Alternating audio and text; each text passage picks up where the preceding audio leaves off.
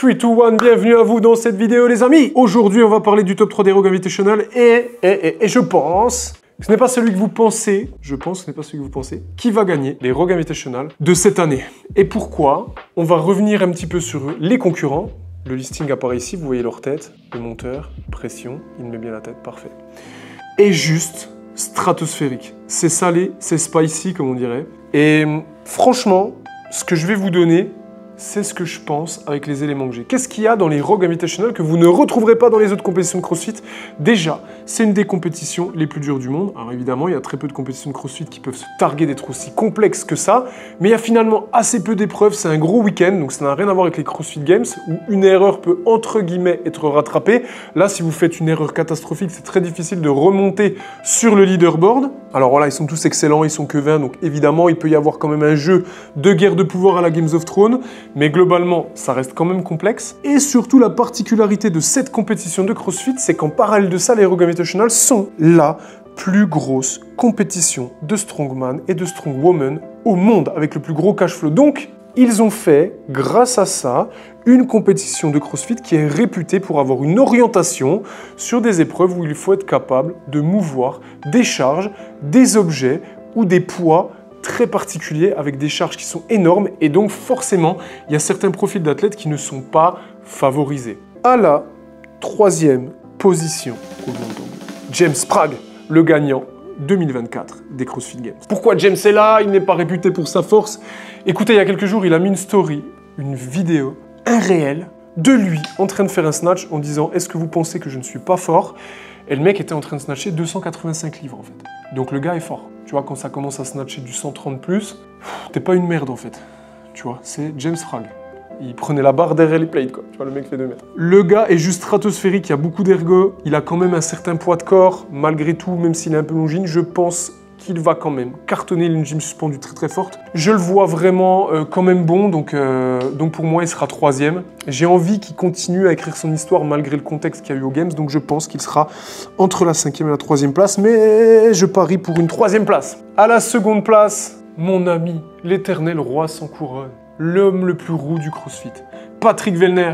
Il a gagné l'année dernière, il est extrêmement fort, il n'a pas fait ses meilleurs Games, il a une carrière et un CrossFit. Personne n'est à son niveau à l'heure actuelle sur la globalité, sa régularité et tout ce qu'il est capable de faire, et ça reste quelqu'un qui est hors norme. Et donc c'est une compétition qu'il connaît bien, qu'il a fait bon nombre d'années, et je pense qu'il peut, sans problème, faire la 2e place. À la 1re place, mon cœur balance, et mon esprit aussi, avec 2 concurrents. Et celui que je vais vous dire en dernier, pour moi, il sera soit 1er, soit genre 10e.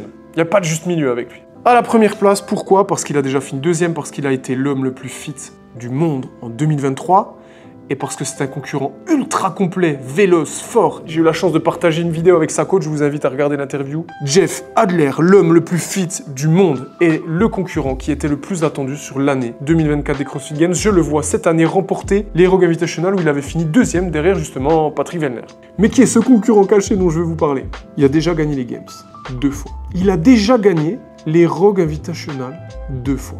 Il a été le rookie, l'homme le plus fit du monde, le plus jeune du monde à son époque. Je veux bien sûr parler de l'homme mulet, Justin Medeiros. Justin a une très solide expérience des Rogue Invitational qu'il a gagné 2 fois. Justin est capable du meilleur comme du pire. Quand je dis du pire, je pèse mes mots évidemment.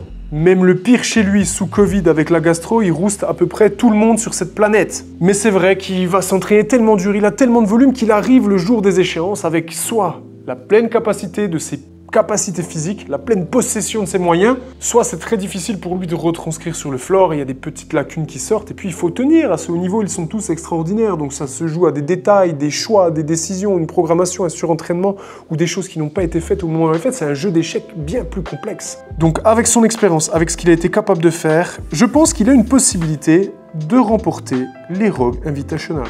J'avais dit qu'il gagnerait peut-être les Games, on n'est pas du tout resté là-dessus. Avec ce que j'ai vu dernièrement à l'entraînement et ce que j'ai pu constater sur les semi-finales, ce sera Justin Medeiros. Mais franchement, je pense qu'il a la capacité. Alors je vous vois venir, mais il y a des concurrents extraordinaires que tu as oublié de citer, Adrien. Il y a des mecs qui ont du poids de corps, qui ont de la force. Dallin Pepper, Jason Hooper. Oui, ces gens-là peuvent prendre le podium.